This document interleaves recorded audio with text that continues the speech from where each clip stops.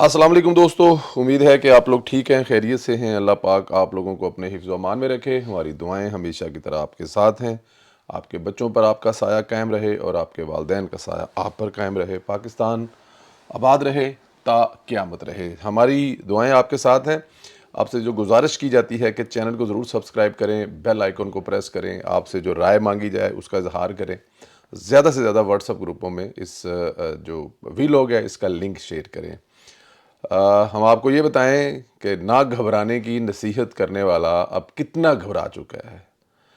घबराने का जो बाकायदा तौर पर वक्त है वो शुरू हो चुका है और मसूफ़ ने घबराना शुरू कर दिए। पहले कहता था कि फैज़ की गिरफ़्तारी से मुझे कोई फ़र्क नहीं पड़ता, यही कहा था कुछ दिन पहले जब फैज़ हमीद जो कि अब साबिक़ भी नहीं है, जनरल हैं, क्योंकि जब ये कोर्ट मार्शल शुरू होता है तो जो रिटायरमेंट है वो ख़त्म हो जाती है, उनको हाज़िर सर्विस जो है वो जानकर या हाज़िर सर्विस उनका जो वो स्टेटस वापस देकर उनके ख़िलाफ़ कोर्ट मार्शल किया जाता है। तो अब जब ख़ान साहब पहले कह रहे थे कि मुझे कोई फ़र्क नहीं पड़ता और आज मसूफ़ ने बताया कि मुझे फ़र्क पड़ता है।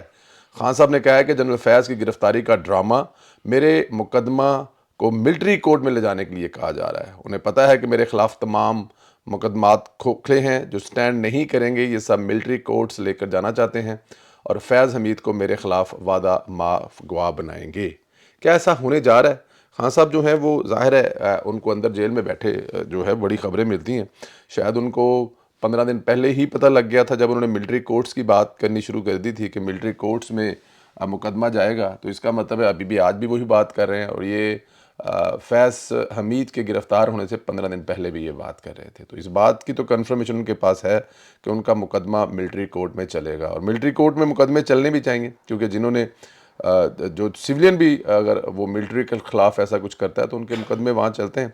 तो ख़ान साहब अगर बेगुनाह हैं तो उनको मेरे ख़्याल में इससे कोई घबराने वाली बात तो कोई नहीं है। लेकिन एक तरफ वो बाहर बहुत सारी बहनों के भाइयों को, बहुत सारी माँओं के बेटों को तो नसीहत कर रहे हैं घबराना नहीं, और वो उनके लिए अपनी ज़िंदगी ख़राब कर रहे हैं। देखें इंग्लैंड में अभी पिछले दिनों जो हंगामे हुए हैं उसमें आप देखें कि कितनी जल्दी से सज़ाएँ मिली हैं और उन सज़ाओं का नुकसान क्या होता है। अगर आप 18 महीने जेल काट कर आए हैं तो आपको कभी करैक्टर सर्टिफिकेट नहीं मिलता और कोई आपको यहाँ पर जॉब नहीं मिलती, बैंक आपके अकाउंट नहीं खोलते और बहुत सारे दूसरे मसाइल होते हैं और वो नाम कभी निकलता नहीं। लेकिन जिस जहन्नम में इमरान खान साहब पाकिस्तान के नौजवानों को धकेलना चाहते हैं, जिन नौजवानों से वो बांग्लादेश वाला इनकलाब लाना चाहते हैं, उनकी ज़िंदगियों की उनको कोई फ़िक्र नहीं है, क्योंकि खान साहब का यही वतीरा है कि जब उनका काम ख़त्म हो जाएगा तो उसके बाद वो पंजाबी च कहते ने तू कौन ते मैं कौन। खैर मसूफ़ ने खुद ही शोर करना शुरू कर दिया है। फैज़ को इसलिए पकड़ा है कि इसे मेरे ख़िलाफ़ वादा गवाह बनाना है, लेकिन अभी तक किसी ने भी इस बात को इनकी बात हुई नहीं की नहीं। फैज़ खान के ख़िलाफ़ वादा बनेगा या नहीं बनेगा, लेकिन जैसा कि मैं बता चुका हूँ खान साहब को थोड़ा पहले ही अंदाज़ा हो जाता है कि क्या होने वाला है। खान के क्यों डर है कि फैज़ के साथ मिलकर ऐसा कुछ किया जा सकता है जिससे वो वादा माफ़ गवाह बन जाएंगे। ये तो डर इसी का होगा जिसने मिलकर जुर्म किया होगा। और ख़ान को ये भी खबर कैसे पहुंची नहीं कि फैज़ ने मिलिट्री कोर्ट लेकर जाएगा, ये तफ्तीशनाक बातें हैं। लेकिन इमरान खान कोच पकड़ने के बाद अब रही सही कसर जो है वो निकल चुकी है और उनका जो त्राह है वो निकलता रहेगा, डराते रहेंगे। और खान साहब डरने का जो अमल शुरू किया उसमें हर गुजरते दिन के साथ तेज़ी आती जाएगी।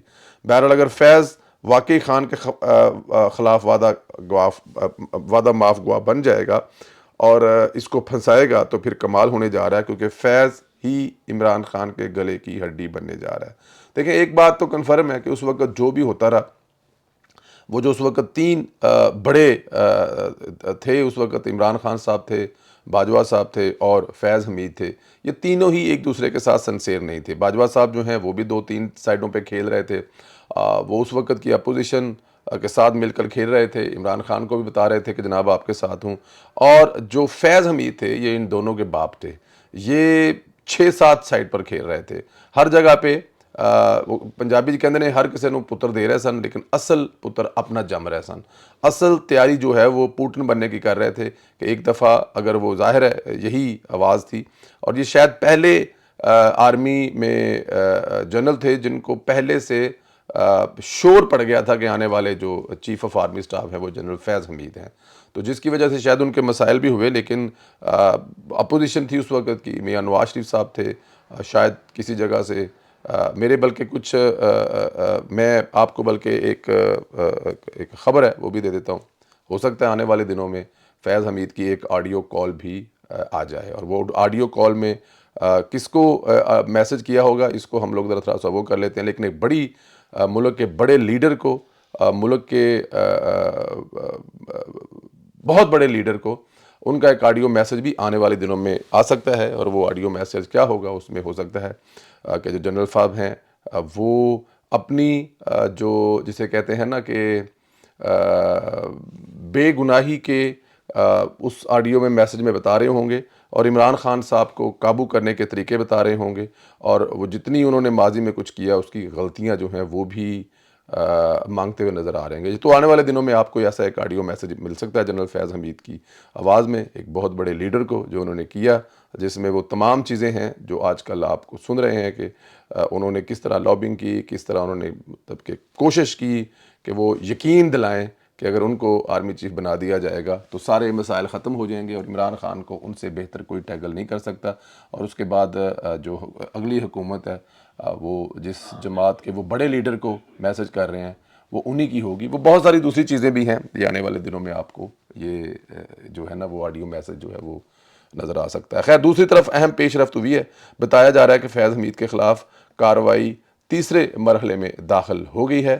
تیسرے مرحلے میں ثبوت سامنے رکھ کر کارروائی چلائی جاتی ہے. بتایا جاتا ہے کہ فیض نے کسی ریٹائر بریگیڈیئر واصف کو اپنا وکیل بھی کر لیا ہے, یعنی فیض کو وکیل دے دیا گیا ہے. تو اس کا مطلب ہے کہ حتمی مرحلہ شروع ہونے جا رہا ہے. بس اب 2 ماہ کی گیم ہے, 3 کی ہے یا مہینے کی ہے. یہ جو کٹا کھلا ہے یہ کسی نہ کسی سائڈ پہ ضرور لگے گا, اور لگنا بھی ہے. اس کی ریزن ہے, اس میں فیض حمید صاحب کے خلاف اگر ثبوت ہیں, ان کو اگر گرفتار کیا گیا ہے, وہ آپ کی فوج کے جنرل ہیں, فوج میں ظاہر ہے ایک بہت بڑی انہوں نے لابنگ کر رکھی تھی. یہ پہلی دفعہ رواج پڑا کہ جو جنرل صاحبان ہیں ان کو اپنی اپنی لابنگ کرنی پڑی, اور اس میں فیض حمید نمبر 1 پر تھے. تو بہت سارے ان کے ہمدرد بھی ہوں گے فوج کے اندر, بہت سارے ان کے چاہنے والے بھی ہوں گے, بہت سارے ان سے محبت کرنے والے بھی ہوں گے.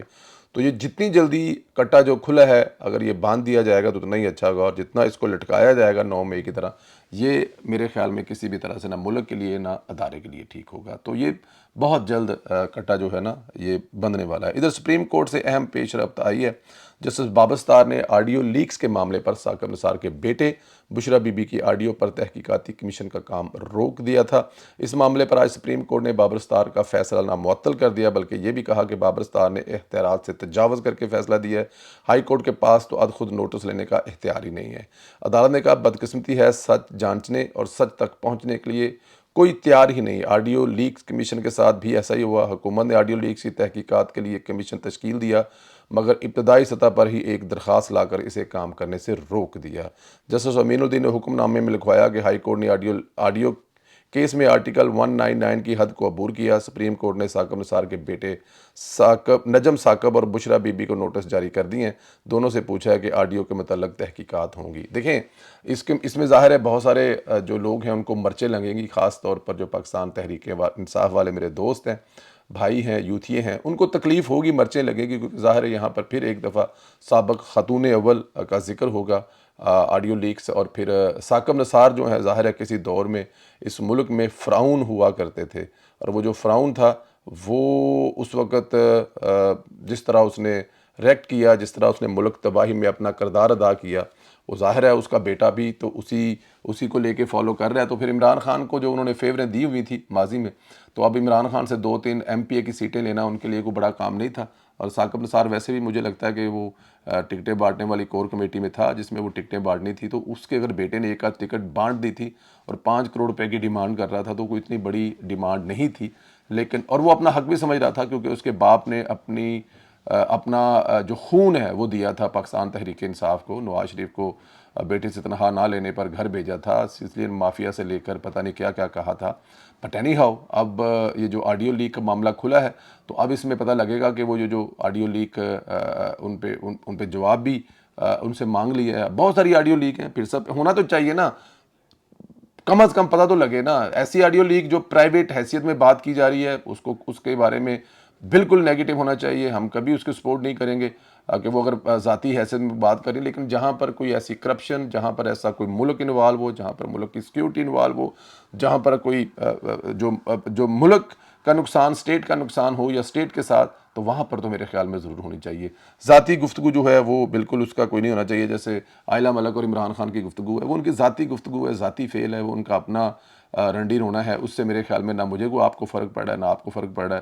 اس پہ فرق پڑے گا تو عمران خان کی فیملی کو یا پھر عائلہ ملک کی فیملی کو، مجھے اور آپ کو کوئی فرق نہیں پڑے گا، نہ ہی ان کو اس گفتگو سے اسٹیٹ کو کوئی فرق پڑا ہے۔ تو اس لیے اس قسم کی گفتگو جو ہے اس سے آڈیو لیک سے گریز ہونا چاہیے، اس کی کوئی انکوائری شری کیا ہونا ہے، لیکن جو اسٹیٹ کے خلاف ہے، اگینسٹ ہے، وہاں پر ضرور پکڑائی ہونی چاہیے۔ ادھر ثاقب نثار کہ فیض حمید سے رابطوں کی باقاعدہ تصدیق ہوئی ہے، تفتیش کے دوران پتہ چلا ہے کہ ثاقب نثار فیض حمید سے رابطے میں تھا۔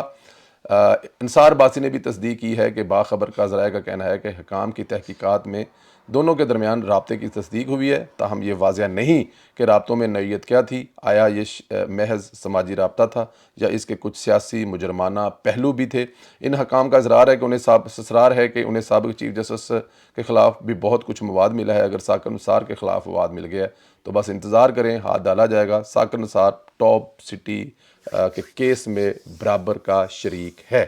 30% کہا جا رہا ہے کہ اس وقت کے چیف جسٹس کو دیا گیا تھا یہ ٹاپ سٹی والے معاملے میں، اور جو ظلم اور زیادتی ہوئی ہے اس پر میں ایک میرا جو انٹرویو ہے وہ دوبارہ پھر کسی ٹائم لگانا چاہیے، بلکہ لگائیں گے، کہ جو محسن بیگ صاحب نے بتایا تھا، میرا خیال ہے کہ وہ بہت بڑا ایک انکشاف تھا کہ اس وقت جو ظلم اور جو زیادتی ہوئی تھی اس بندے کے ساتھ، آپ سوچ بھی نہیں سکتے ہوئی کس لیے تھی۔ صرف وہ جو سوسائٹی ہے، پراپرٹی ہے، وہ سابق DGIS جو کہ موجود اس وقت ان کا جو عہدہ ہے وہ بحال ہو چکا ہے فیض حمید صاحب کے بھائی کے نام پر ٹرانسفر کرنے کے لیے۔ لیکن میں ایک بات بتاؤں، وہ جو مرد تھا، آدمی تھا، وہ واقعی مرد تھا۔ اس کی سٹوری جو ہے وہ دوبارہ پھر میں آپ کو انشاءاللہ تعالیٰ اگلے ویڈنگ میں بتاؤں گا کہ وہ سارا کچھ کیسے ہوا، کیوں ہوا۔ بہت ضروری ہے، اللہ پاک آپ کو اپنے حفظ و امان میں رکھے، اللہ پاک آپ لوگوں کو صحت کاملہ عطا فرمائے۔ میری دعائیں ہمیشہ کی طرح آپ کے ساتھ ہیں۔ ذرا یہ فرما دیں کہ گھبرانے کا وقت ہو گیا ہے، عمران خان صاحب کو تھوڑا بہت گھبرانے کی اجازت ہے یا عمران خان صاحب نے بالکل نہیں گھبرانا؟ اس کا جواب ضرور دیں، اپنی رائے کا اظہار کریں، چینل کو زیادہ زیادہ سبسکرائب کریں، بیل آئیکن کو پریس کریں۔ اللہ تعالیٰ کی ذات آپ لوگوں کو اپنے حفظ و امان میں رکھے۔ اجازت دیں، خدا حافظ۔